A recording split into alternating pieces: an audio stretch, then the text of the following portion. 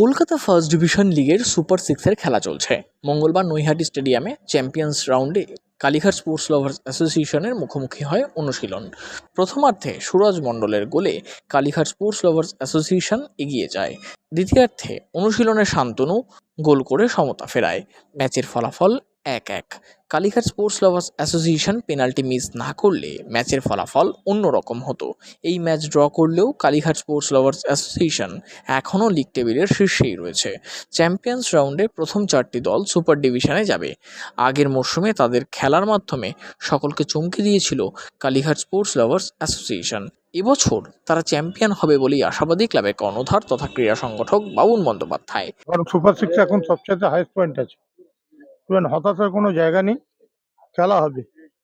কারণ খেলা হবে বাংলায় Kalighat sports lovers association champion হয়ে দেখাবে যে কলকাতা লিগ কালীঘাট স্পোর্টস লাভার্সই পারে চ্যাম্পিয়ন হয়ে। আজকের হয়তো খেলায় ফার্স্ট হাফ আমরা খুব সুন্দর খেলেছি, সেকেন্ড হাফও ভালো খেলা হচ্ছিল। কোনো কারণে হয়তো প্লেয়ারদের এতদিন পরে 3 মাস পরে প্লেয়াররা প্র্যাকটিসে নেমেছে, তারপরে একটা ফার্স্ট ম্যাচ, তার জন্য সামান্য একটু কিন্তু ভুল ত্রুটি ছিল। নেক্সট ম্যাচ থেকে আর কোনো ভুল ত্রুটি থাকবে না, টিম জিতবে, টিম চ্যাম্পিয়ন হবে।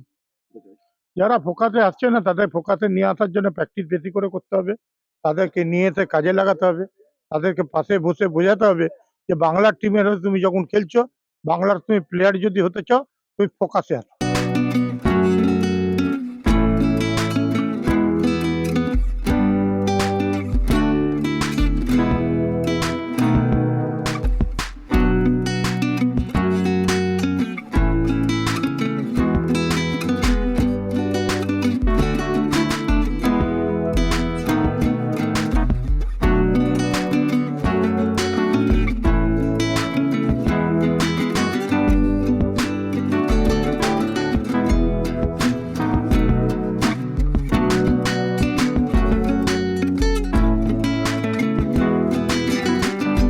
Bureau report, channel 10।